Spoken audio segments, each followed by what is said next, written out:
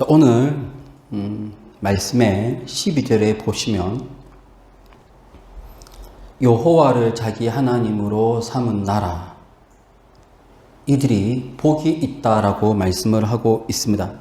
성경에서는 많은 복을 말하고 있습니다. 말씀을 묵상하는 사람도 복이 있다라고 이야기하고 있고요. 예배하는 자도 복이 있다라고 말씀을 하고 있고, 경제적인 부를 가지고 있는 것도 복이라고 말하고 있습니다. 자, 오늘 33편인데 33편에서는 무엇을 복이라고 하는지를 함께 묵상하는 것이 오늘의 말씀 주제가 되겠습니다. 시편 33편에서는 금방 우리가 읽은 것처럼 여호와를 자기의 하나님으로 삼는 백성이 복이 있다라고 말씀을 하고 있습니다. 다시 한 번 더 우리 12절 말씀을 합독을 하겠습니다. 여호와를 자기의 하나님으로 삼은 나라 곧 하나님의 기업으로 선택된 백성은 복이 있도다. 33편에서는 복이 무엇이냐? 여호와를 나의 하나님으로 삼은 나라, 혹은 여호와를 나의 하나님으로 삼은 사람, 이런 사람이 복이 있다라고 말씀을 하고 있습니다. 시편 33편은 크게 세 단락으로 나눠집니다. 5절까지가 한 단락이고요. 19절까지가 한 단락이고, 그 다음 22절까지가 마지막 단락입니다. 각각의 주제가 있는데 1절부터 5절까지의 주제가 의인은 여호와를 찬양하라. 이것이 첫 번째 단락의 주제입니다. 세 번째 단락의 주제는 의인은 여호와를 즐거워하라. 이것이 세 번째 단락의 주제입니다. 가운데 있는, 중간에 있는 주제는 여호와의 계획은 영원하다. 여호와의 도모는 영원하다. 이것이 주제입니다. 여호와의 계획은 영원하다. 이것이 한가운데 있고요. 그 앞뒤로 주제가 의인은 여호와를 찬양하라. 그 뒤가 의인은 여호와를 즐거워하라. 왜 의인은 여호와를 찬양해야 할까? 왜 의인은 여호와를 즐거워해야 될까? 그 내용이 한가운데 있는 내용입니다. 곧 여호와의 계획은 영원하다.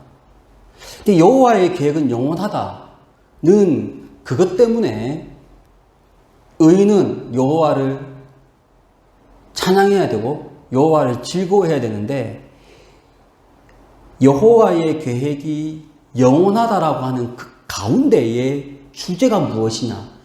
주요 구절이 바로 12절입니다.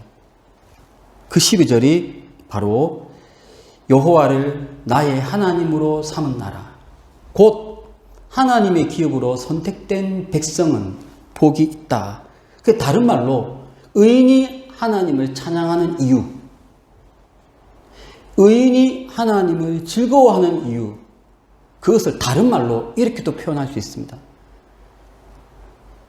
내가 하나님을 여호와를 나의 아버지로 삼기 때문에, 하나님이 나를 선택하셨기 때문에, 이것 때문에 의인은 기뻐하고 즐거워하고 찬양합니다. 그러니 지금 33편의 한 핵심 구절이라고 하는 것이 바로 이 복이라고 얘기할 수 있습니다. 이 복 때문에 기뻐하고 즐거워하니까. 흔히 우리는 복을 받으면 흥얼거립니다. 일반적으로 인간사에서 돈을 벌어도 우리는 이제 복 받았다라고 생각하니까 흥얼거립니다. 아직 경제적인 것은 누리지 못했지만 어디엔가 합격을 하면 그것도 우리는 즐거워합니다. 흥얼거립니다. 제 아는 목사님이 신학교 박사과정에 합격을 했습니다. 그때 합격을 했다는 사실을 안 그 순간의 기쁨을 저한테 이야기하는데 정말 하늘을 날아갈 것처럼 기뻤대요. 얼마나 기뻤는지 밤에 잠이 안 올 정도로 계속 자기 아내에게 내가 어떻게 이 박사과정에 합격을 하게 되었는지 믿기지가 않는다고. 보세요. 우리가 인간사에서 어디엔가 합격을 하고 어디엔가 돈을 벌고 뭔가 잘 되면 흥얼거리게 돼 있잖아요. 근데 그 흥얼거림이 오래 가요. 그런데 하나님이 나의 아버지다. 여호와가 나의 하나님이다. 이것이 복이라고 생각되는 의인은 어떻게 되느냐? 자연스럽게 하나님을 노래하게 돼 있고 하나님을 찬양하게 돼 있고 하나님을 즐거워하게 되어 있습니다. 특별히 지금 시편이 쓰여져 있는 이때의 이스라엘 백성들의 신분과 우리들의 신분은 확연히 다릅니다. 이때는 여호와를 나의 하나님으로 고백을 하는 그런 때인데 오늘 우리의 신분은 그 하나님을 아버지라고 부르는 신분이지 않습니까? 예수를 믿음으로 우리는 하나님의 아들이 되었고 하나님의 자녀가 되는 권세를 누렸으니 이것이 복 중에 복이죠. 많은 복이 있는데 성경에도 보면 많은 복이 있어요. 경제적인 부를 누린 것도 복이라고 얘기합니다. 그리고 말씀 묵상하는 것도 복이라고 얘기해요.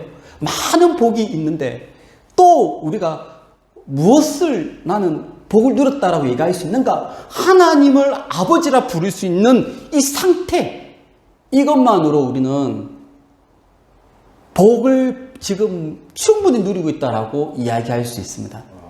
때문에 우리는 노래할 이유가 있고요. 흥얼거리는 이유가 되고요. 즐거워할 수 있는 이유가 되는 것입니다. 때때로 우리는 인간사에서 생긴 일 때문에 슬픈 일을 만날 수 있어요. 그때는 슬프죠. 하지만 이내 하나님이 나의 아버지다라는 것을 생각하면 다시 찬양이 나옵니다. 노래가 나옵니다. 모쪼록 우리 지금 이 말씀 듣는 모든 분들은 하나님이 나의 아버지라는 이 사실 하나만으로 기뻐하고 즐거워하고 와 정말 나에게는 엄청난 많은 복이 있구나 고백하고 감사하는 여러분이 되시기를 진심으로 축복을 드립니다. 오늘 읽었던 말씀에는 특별히 무엇이 소개되어 있냐면 우리가 복이라고 생각하는 것이 뭐냐? 하나님을 나의 아버지라 부르는 것. 구약 백성들은 여호와를 나의 하나님으로 삼는 것. 이것이 복이지 않습니까? 이러한 하나님이 갖고 있는 능력을 소개합니다. 도대체 우리가 지금 믿고 있는 하나님은 어떤 분이냐? 어떤 분이길래 그 하나님을 아버지라고 고백하고 믿는 우리가 복이 있다라고 얘기하느냐? 이것을 제가 소개해 드리겠습니다. 첫 번째는 6절인데요. 하나님의 말씀에는 기운이 있습니다. 하나님의 말씀에는 생명의 힘이 있습니다. 이것 때문에 우리는 기뻐하고 즐거워하고 복이라고 얘기하는 겁니다. 다 함께 6절 말씀을 합독을 하겠습니다. 시작. 여호와의 말씀으로 하늘이 지음이 되었으며 그 만상을 그의 입 기운으로 이루었도다.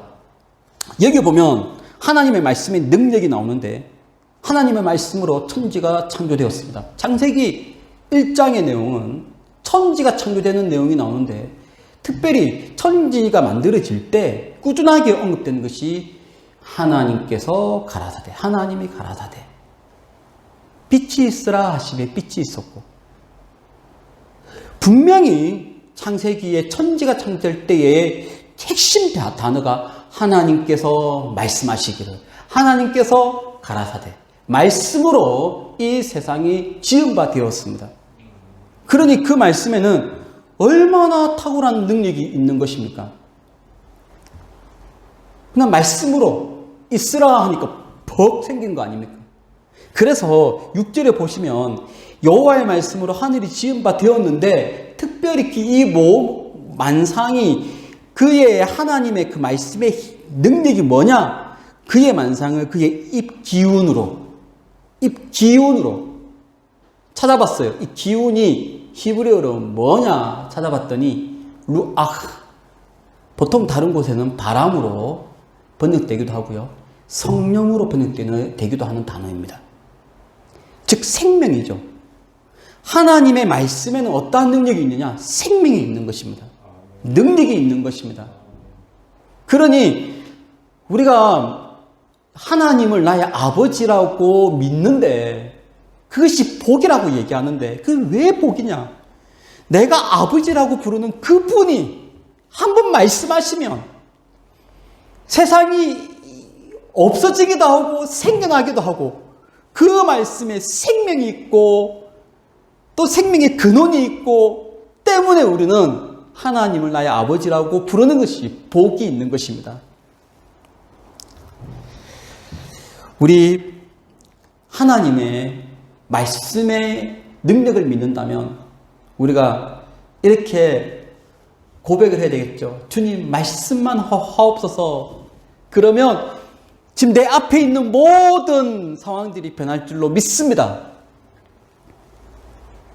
그런데 예수님께서 이것을 증명해 주셨습니다. 제자들이 풍랑을 만난 그 바다에서 예수님을 깨웁니다. 근데 예수님께서 일어나서 뭐라고 했습니까? 바다야 잠잠하라. 바람아 잠잠하라. 그 말씀 한마디로 모든 것이 잠잠해졌습니다. 과연 하나님과 하나님의 아들의 말씀의 능력이죠. 여러분, 이런 하나님의 능력을 갖고 있는 하나님의 말씀의 능력이 있는 그 하나님은 우리의 아버지라고 믿고 있으니 이러한 하나님을 믿는 여러분 항상 기뻐하고 즐거워하고 늘 흥얼거리는 복된 여러분이 되십시오. 또 하나님은 어떤 분인지를 소개를 하고 있습니다. 7절입니다. 하나님은 어떤 분이시냐? 물을 곳간에 두시는 분입니다. 한번 7절 말씀을 합독합니다. 시작. 그가 바닷물을 모아 무더기같이 쌓으시며 깊은 물을 곳간에 두시도다. 그가 바닷물을 모아 무더기같이 쌓으신다. 하나님의 능력을 말씀하고 있습니다. 어떠한 사람도 어떠한 인간의 능력도 바닷물을 이렇게 모을 수 있는 능력이 없어요. 그 다음 계속 말씀하십니다. 깊은 물을 곳간에 두시도다. 하나님의 능력을 말합니다. 근데 뭔가 의미가 있는 것 같아요. 바닷물이 무엇이냐? 깊은 물이 무엇이냐? 제가 꾸준하게 수요일 예배 때 말씀드리고 있는 한 가지 맥 하나가 물은 보통 이제 바닷물, 큰 하수, 큰 강, 이것은 고난을 상징하는 경우가 많습니다. 성경에서 어떠한 나를 대적하는 힘, 이것을 물이라고 표현하는 경우가 많습니다. 하나님을 대적하는 힘, 이것을 바다라고 표현하는 경우가 많습니다. 요한계시록에 바다에서 난 용, 예수님을 대적합니다. 그러니까 하나님이나 예수님을 대적하는 힘, 이것을 바다 혹은 큰 하수라고 표현합니다. 우리 인간들도 사람들도 고난을 만나면 큰 물이, 큰 파도가, 큰 바다가 나를 엄몰아도 소이다. 이거는 성경의 표현입니다. 근데 지금 성경에서 주로 물, 바다, 큰 하수가 나오면 악한 세력을 상징합니다. 그러면 지금 여기에 나오는 7절에서 말씀하는 것이 뭐냐? 하나님은 능력이 있는데 어떤 분이시냐? 하나님을 대적하는 자, 우리 신앙인들을 대적하는 자, 의인들을 대적하는 자, 이 모든 악한 세력들을 하나님의 말씀 하나로 그다음 바닷물을 모아서 쌓기도 하시고 곳간을 만들어서 곳간에 넣어두시기도 하시고 때로는 필요하시면 문 열어서 또 풀기도 하시고 하나님의 그 능력의 무궁무진함을 여기서 말씀을 하고 있습니다. 우리 지난 주일날 이사야 말씀을 봤는데 그때 아수르가 밀려 내려옵니다. 아수르가 이스라엘을 공격하고 또 이 아수르가 남유다를 공격합니다. 그때 아수르를 뭐라고 표현했냐면요. 이렇게 표현했습니다. 흉룡하고 창이라는 큰 하수. 아수르라고 하는 큰 노략을 좋아하고 약탈을 좋아하고 폭력을 좋아하는 그 세력을 여기 이 이사야에서도 흉룡하고 창이란 큰 하수라고 표현을 했습니다. 우리가 이러한 고난을 당합니다. 교회가 큰 하수를 만납니다. 내가 다니고 있는 직장이 큰 물 세력을 만납니다. 큰 파도를 만납니다. 예수님께서는 그 바다와 바람을 향해서 잠잠하라고 했지만 예수님이 명령하기 전에 그 파도와 그 바람과 그 바다가 나를 거세게 공격합니다. 아무리 예수를 잘 믿고 아무리 교회를 잘 나와도 이러한 파도와 바람은 나를 끊임없이 공격합니다. 그럴 때 있죠. 하나님은 어떤 분이냐?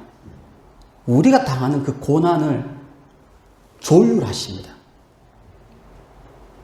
조절하십니다.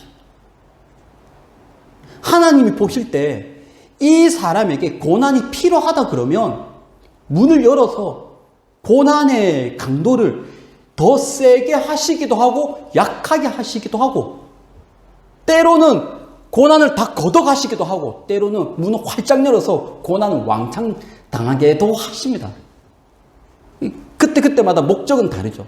하나님이 우리 신앙인들에게, 하나님이 교회에게, 하나님이 내가 지금 몸담고 있는 어떤 기관에게 고난을 주시는, 큰 하수를 주시는 그 목적, 이유, 이거는 틀림없이 그때 상황마다 다릅니다.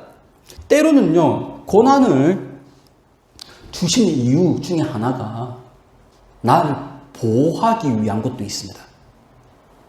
자, 성경에 보면 예수님께서 이제 이 땅에 오셨습니다. 요셉과 마리아가 천사의 지시를 받고 지금 유대 땅에 아켈라오가 그의 아버지 뒤를 이어서 유대의 왕이 되었다라고 하는 소식을 알려주죠.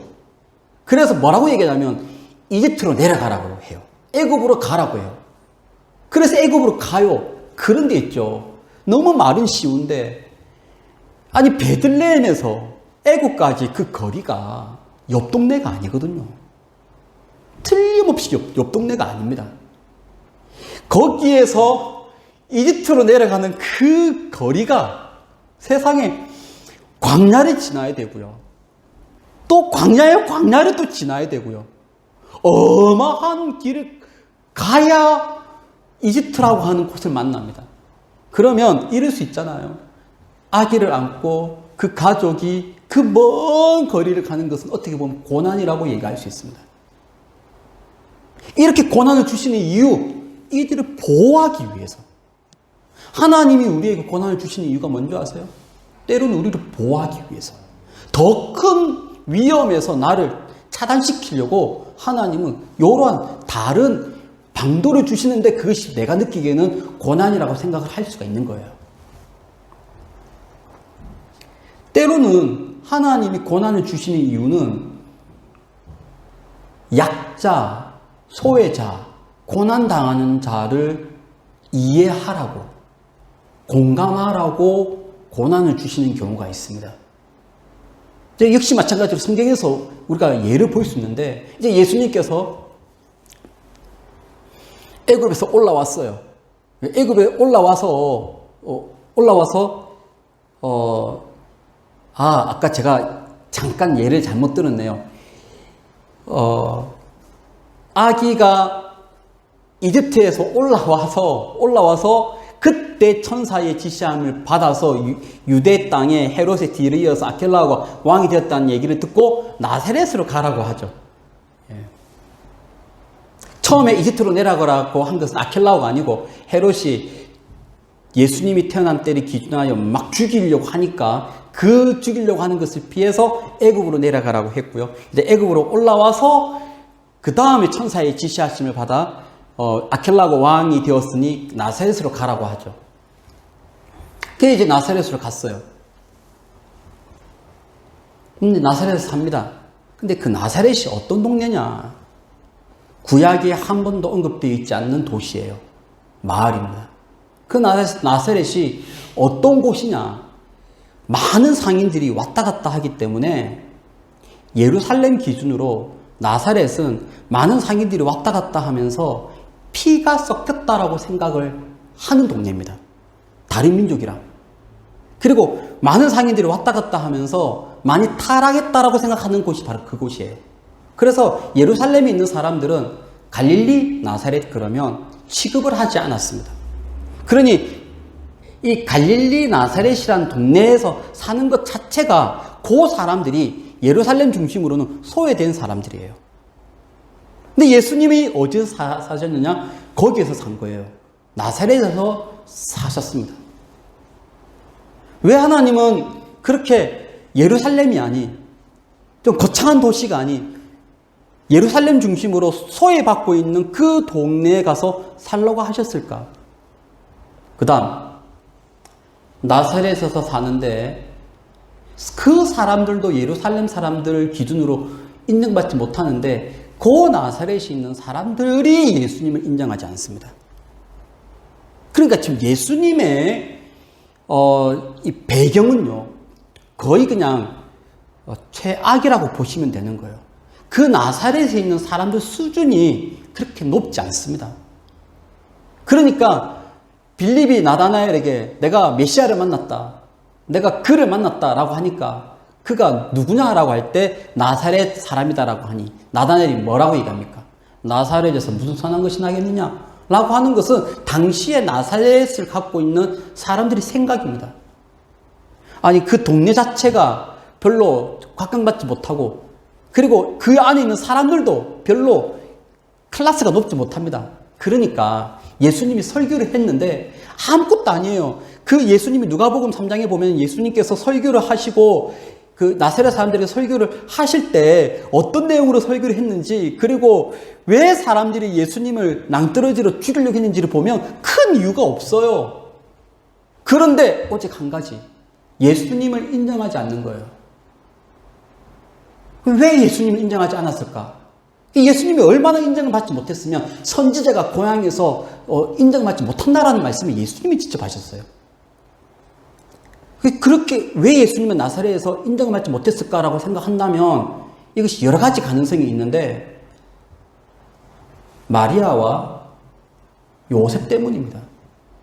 이 두 부부가요, 이 한상 부부가 정상적인 결혼과 정상적인 부부 관계로 아이가 나온 게 아니에요. 뜬금없이 정혼도 하기 전에 이미 마리아는 배가 불렀고 그 사람들한테 이분이 내 아내가 배가 부른 것은 성령에 의해서 잉태된 것입니다라고 얘기를 해본들 사람들이 믿겠어요. 그러니 지금 벌써 이 가정을 보는 사람들의 시선이 곱지 않았고 그러한 예수님이 설교를 하니 분명히 말씀은 뜨겁고 말씀의 능력이 있는데 나 가버나움에서 행한 이적을 한번 우리한테도 보여봐라. 예수님이 보여보라고 하는데 나는 그렇게 하지 않는다. 사람들이 그냥 그거예요. 이적을 보여주지 않는다고 낭떠러지로 떨어뜨리려고 하는 거예요. 그럼 여기서 우리가 생각할 수 있죠. 왜 예수님은 이런 데서 살았는가? 왜 예루살렘이 아닌 이스라엘 전체에서도 인정을 받지 못하는 동네에서 살아야만 되었느냐? 왜 이렇게 예수님은 소외를 받아야 되느냐라고 물으면 몇 가지 이유가 있을 수 있겠지만 오늘 말씀 기준으로 보면 예수님이 이러한 소외를 받아야 소외받는 사람들을 품을 수 있기 때문이에요. 물론 예수님은 그런 고난을 받지 않아도 충분히 이해하시지만 인간으로서 오신 예수님의 입장에서 예수님은 인간으로 또 오셨으니 그런 소외를 받는 삶을 살았던 거예요. 그래야 품을 수 있습니다. 하나님이 우리 사람들에게도 고난을 주시는 이유가 있습니다. 그 고난을 당해야 나중에 그 동일한 고난을 당한 사람을 내가 품을 수 있기 때문이에요. 한때 제가 심하게 다쳤어요. 그리고 필리핀 선교 여행을 갔습니다. 그런데 사람들이 선교팀에게 오는데 제가 다친 모양대로 그런 사람들이 너무 많이 오는 거예요. 충분히 제가 공감을 하는 거죠. 그때는 고난이라 생각했고, 그때는 어려움이라 생각했고, 그때는 왜 하나님이 나에게 이런 고난을 주십니까? 라고 생각했지만, 하나님이 고난을 주시는 이유가 있죠. 아픈 사람들을 공감하라고. 그 사람들을 품으라고. 이러한 고난을 누가 조율하시느냐? 고난을 곳간에 채워 넣으시고, 그 사람의 필요에 따라서 하나님은 열어서 조율하시는 거예요. 때로는 하나님의 능력을 보여주시기 위해서 고난을 주시는 경우가 있습니다. 모세가 아말렉과의 전쟁에서 손을 들어서 전쟁을 합니다. 전쟁을 하는데 손을 들고 있으면 이스라엘이 이기고 손을 내리면 전쟁에서 집니다.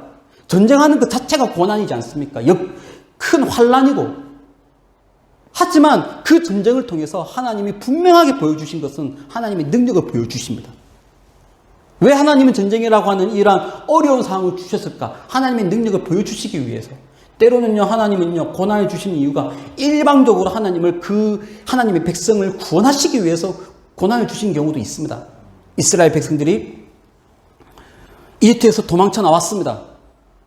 도망쳐 나오는데 막 가는데 앞에는 홍해에 가르막혀 있고 뒤에는 이집트 군대가 막 쫓아옵니다. 완전 진퇴양난이죠. 갈 곳이 없습니다. 그때 하나님은요, 이러한 당시의 이스라엘 백성들은 그 상황을 보고 벌써 마음이 너무 힘들죠. 우리는 죽게 되었다. 갈 곳이 없다. 왜 하나님이 이러한 상황을 만들었을까요? 하나님의 능력을 보이기 위해서. 일방적으로 이스라엘의 하나님이 택한 백성을 구원하시기 위해서 하나님은 이렇게 고난을 주시는 경우가 있습니다. 우리가 하나님을 믿는데 하나님은 능력이 무궁무진하십니다. 말씀의 능력이 있으시고요. 심지어는 제가 금방 말씀드린 것처럼 우리가 당하는 고난의 종류를 하나님이 다 컨트롤 하십니다.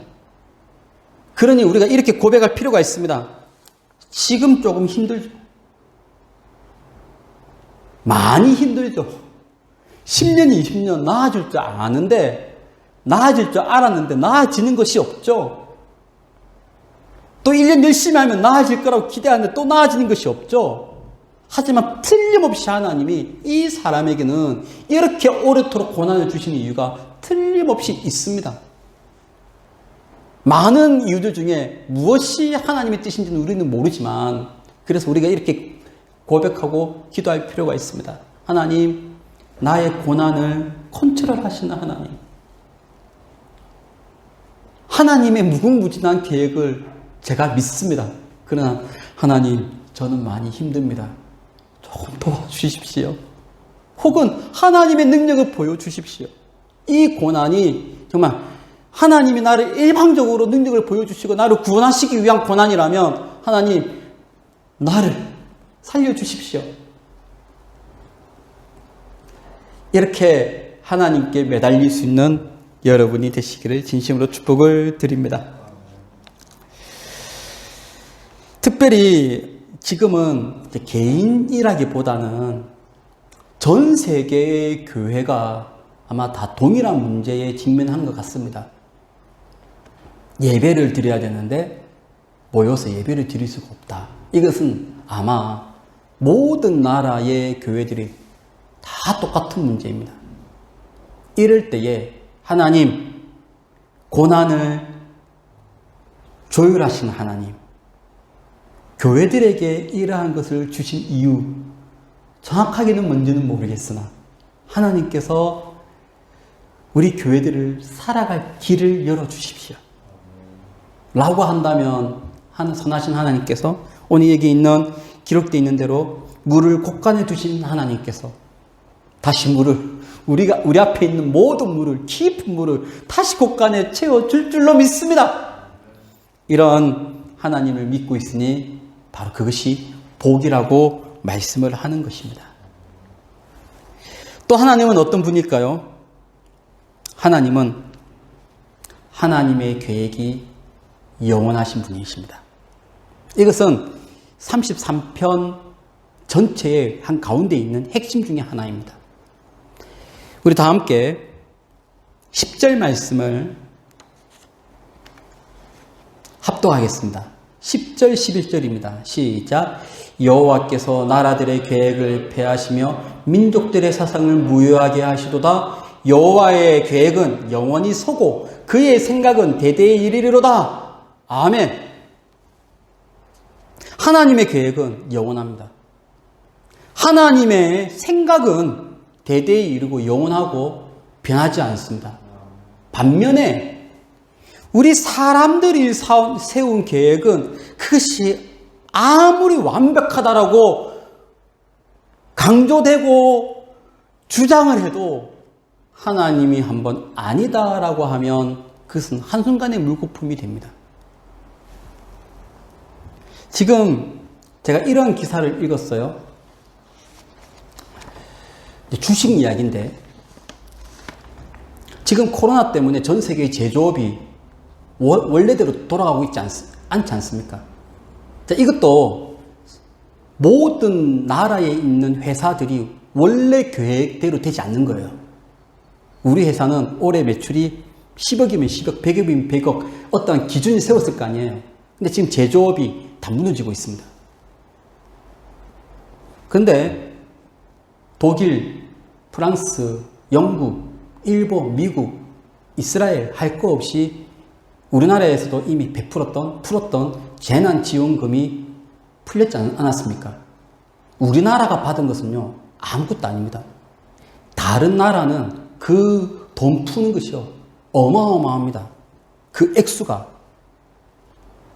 매달 우리가 받은 그 금액을 매달 받는다고 보시면 돼요. 돈이 막 풀려나가지 않습니까? 그럼 사람들이 돈은 있는데 이 돈을 어디론가 투자를 하고 싶어요.